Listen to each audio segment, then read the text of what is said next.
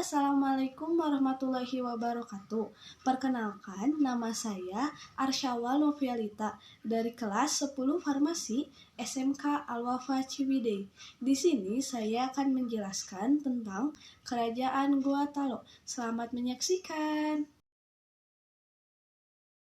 Sumber sejarah. Sumber sejarah Kerajaan Gua Talo terbagi menjadi dua.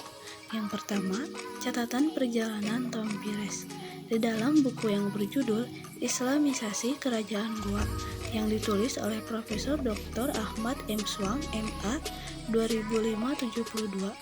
Tompires dalam perjalanannya dari Malaka menuju ke Laut Jawa pada tahun 1513 menemukan orang-orang Makassar sebagai pelaut handal yang disebutkan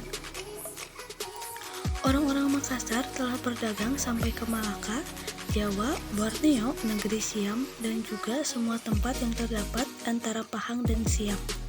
Dari catatan Tompires ini, menitik beratkan kepada kerajaan di Sulawesi belum resmi memeluk agama Islam, yaitu Kerajaan Goa dan Talo, karena kedua raja dari Goa dan Talo memeluk agama Islam secara resmi pada tanggal 22 September 1605 Masehi.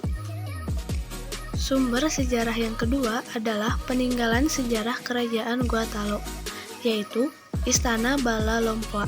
Istana ini terletak di Kelurahan Sunggu Minasa, Kecamatan Somba Opu, Kabupaten Goa, yang didirikan oleh Raja Goa ke-35 I Mangi-Mangi Daeng Matutu Karaeng Bunio Nompo Sultan Muhammad Tahir Muhibuddin Tumenangari Sunggu Minasa. Yang kedua, Masjid Katangka. Masjid yang dibangun pada abad ke-18 dinamakan Masjid Katangka karena bahan dasar masjid terbuat dari pohon katangka.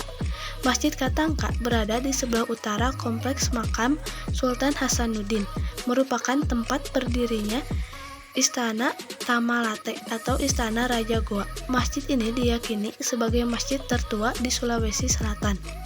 Yang ketiga, Benteng Ujung Pandang.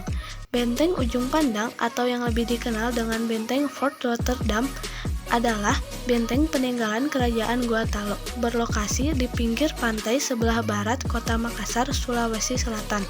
Dibangun oleh Raja Goa ke-9, yaitu Raja I Manrigau Daeng Bonto Karaeng Lakyung Tumaparisi Kalona pada 1545 Masehi.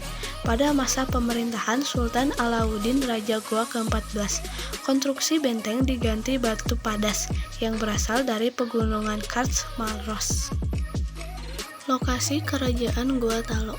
Kerajaan Gua Talo berada di Pulau Sulawesi, Kabupaten Goa, tepatnya di ujung selatan dan pesisir barat Semenanjung yang mayoritasnya didiami oleh suku Makassar.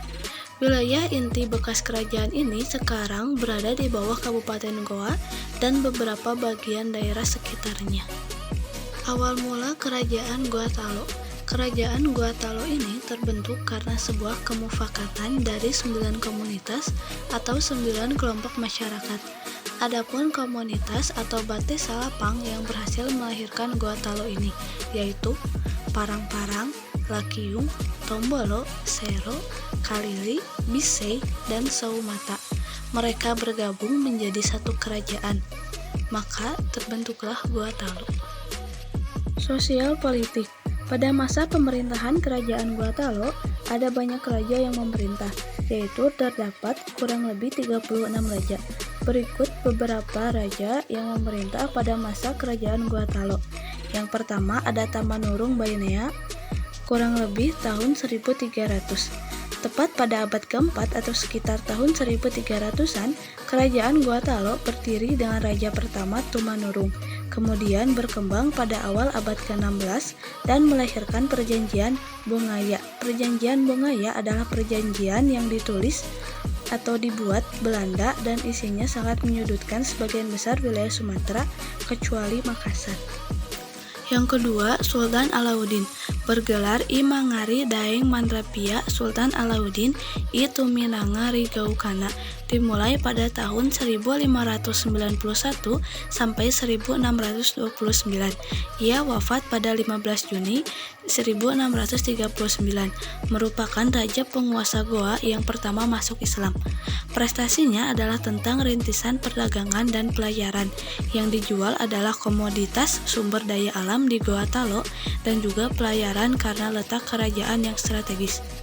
Yang ketiga, Sultan Muhammad Said 1639 sampai 1653. Raja yang memiliki gelar I Manutungi Daeng Matola Karaeng Lakiung Sultan Malikus Said Tuminanga Ripapang Batuna mulai menunjukkan tanda-tanda masa kejayaan kerajaan Goa Talo. Sultan Muhammad Said lahir pada 11 Desember 1605 dan wafat pada 6 November 1653. Semangat juang rakyat Goa Talo untuk memajukan kehidupan dan mendukung perkembangan kerajaan pun semakin dipacu. Yang keempat, Sultan Hasanuddin 1655 sampai 1669. Nama aslinya adalah I Malembasi Daeng Matawang Karaeng Bonto Wangape Sultan Hasanuddin Tuminanga Ribala Pangkana. Lahir pada tanggal 12 Januari 1631. Pada masa beliaulah kejayaan kerajaan Goa Talo dapat terwujud. Perluasan wilayah berjalan lancar dengan bukti penambahan wilayah kekuasaan seantero Sulawesi, dan kehidupan ekonomi rakyat pun meningkat. 9 wilayah sudah dikuasai oleh Goa di awal tahun berdirinya itu, tetap bertahan dan ditambah 4 wilayah lainnya, yakni 1 Bone, 2 Ruwu, 3 Sopeng, 4 Wajo, dan juga hampir sampai ke wilayah Nusa Tenggara Barat. Si ayam jantan dari timur adalah julukan untuk Sultan Hasanuddin. Ia berhasil mengusir Belanda dari Sulawesi. Akhirnya tidak ada lagi gangguan dari Belanda. 5. Sultan Mapasomba. Perjuangan Sultan Hasanuddin diteruskan oleh putranya, yaitu bernama Sultan Mapasomba. Pasukan militernya mengalahkan Belanda, namun hasilnya kalah, yaitu kalah cantik dan kalah persenjataan tepatnya. Nah, inilah yang menjadi penyebab kembali runtuhnya kerajaan Goa Talo. Yang keenam ada Sultan Muhammad Abdul Qadir Aiduddin 1946 sampai 1978. Andi Ijo Daeng Matawang Karaeng Lalulang Sultan Muhammad Abdul Qadir Aiduddin. Raja ini adalah raja terakhir dalam sejarah kerajaan Goa Talo, karena kerajaan ini sudah menjadi kabupaten yang ada di Sulawesi Tenggara setelah bergabung dengan wilayah negara Indonesia. Raja ini juga yang memutuskan untuk bergabung dengan Indonesia setelah pemikiran yang panjang.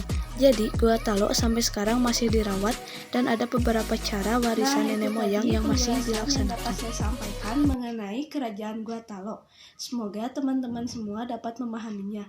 Mohon maaf apabila ada perkataan yang salah. Terima kasih. Wassalamualaikum warahmatullahi wabarakatuh.